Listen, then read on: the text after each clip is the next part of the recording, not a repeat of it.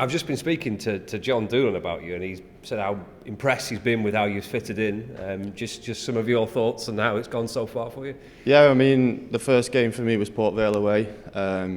They went down to 10 men, and I was kind of thrown in at that point, which was good for me because it gave me more time on the ball to settle into the team. And then since then, I've been in the squad, and I've really enjoyed it. Just doing what the gaffer and Jed and the management have told me what to do. Just win my headers, pass to my teammates around me, and just keep it simple, do my job.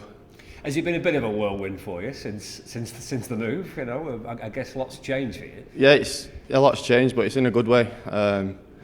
More time to concentrate on football and only focus on football now, even outside of going home, recoveries, eating right. And it's been a bit of a whirlwind, but a good one for me. And it's helped me focus more on my game as well. Sitting down with the gaffer and going through my clips and looking back on what I could do better, what I've been doing well, it gives you a better idea of what the whole club wants from you. Did any aspect of that type of analysis happen previously, or is that all pretty new to you then? It'd be bits, but it'd be more of a team analysis rather than individual, because obviously the time that you get in non-league is a lot less compared to full time. But obviously my old club supported me when I needed it and when I asked. So, but it's a nice change to be able to sit down and just focus on. Obviously, you need to focus on what the team, and we do that as a full squad, but also individually and what I feel I can do better, what the gaffer wants from me, what more from me, and what more I can do to help the team as well. So in non-league, Devon, you were part-time, I presume? Part-time, yeah.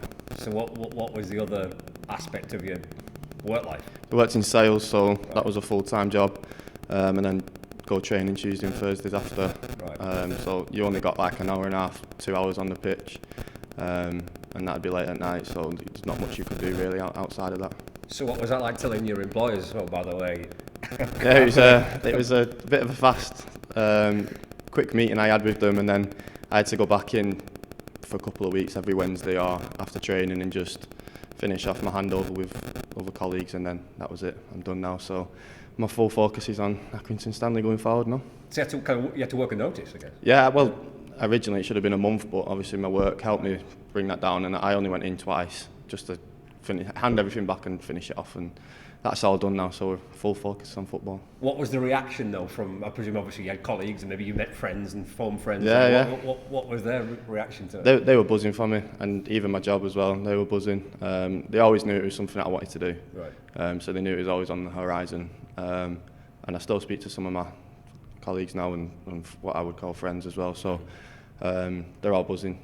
Have they been to see you yet? My close mates have. Okay. They've been to see me, but none of my workmates. I think they're waiting for the Salford game. Okay, right. Okay. They've already picked out a game that they're waiting for. So hopefully I'm still in the team then, and then still playing well, and I'll see them down there.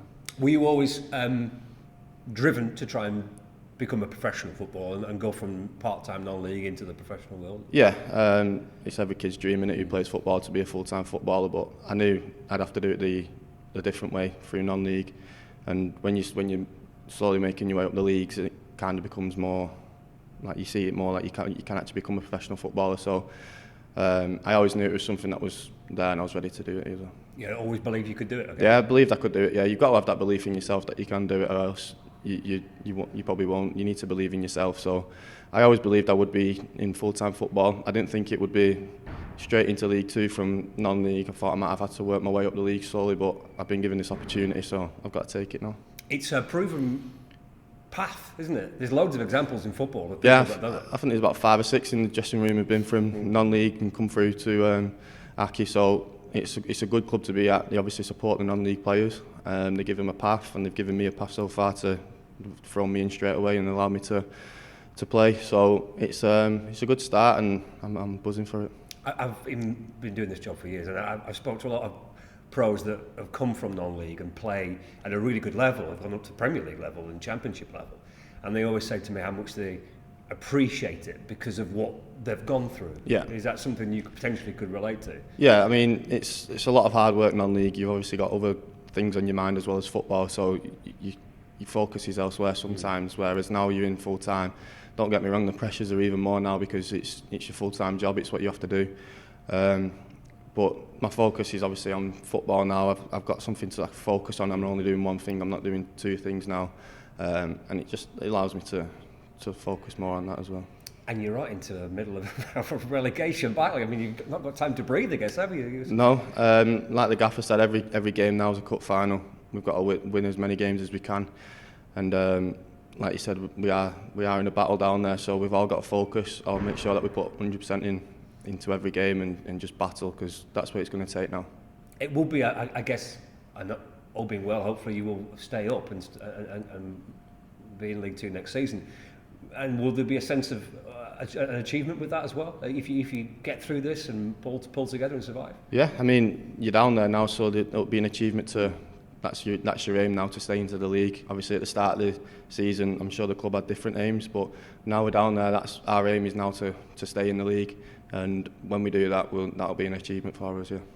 Your manager said to me as well, you're quite vocal in the dressing room as well, for someone who's new to the club, whether it's come from the non-league or not, new to the club, to have that sense of confidence. Is that a part of you? Is that what you're about a little bit? Yeah, I said to the gaffer, I said I'm 25 now, so I'm not a kid anymore. I'm more of a man. So I know a lot of the lads, they're younger, they might have more experience in this league than me, but I've got a lot of football experience, and I've been at clubs where I've had to fight relegation. I've been at the other end where pushing for playoffs. So I've got quite a lot of experience within the leagues. Obviously not League Two football, but where I can just give my voice and help people on the pitch, even off the pitch. I'm always there, as well as the lads helping me as well, settling into full-time football. So I've just got to try and be vocal and help out on the pitch as much as I can.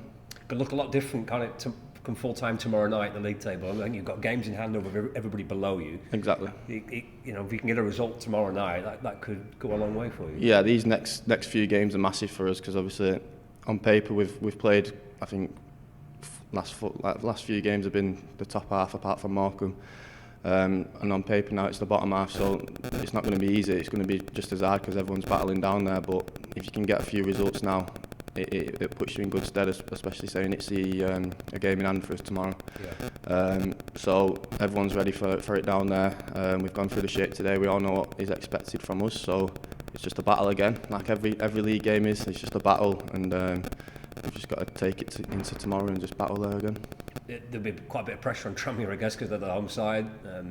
It's a pretty big club for the league, isn't it? So that could work in your favour, couldn't it? Maybe. Yeah, I mean, if you start the game well away from home, it always upsets the crowd a little bit and could get on the back.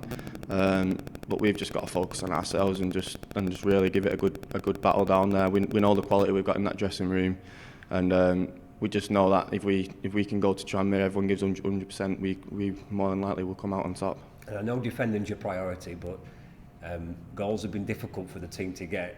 Corner kicks and set pieces and stuff like that. Can you have a role to play in both boxes? Yeah, that's always my aim. I think going off like the past few seasons, I've always got 3 goals. So I got 2 at my old club, so I'm due 1 at least until the end of the season. But no, it's obviously I'm just getting used to the different set pieces at the minute, because you work on different things. But I always want to chip in and help the team at the other end. But obviously my main aim is clean sheets. Keep a clean sheet in this league, you're more than likely going to win the game.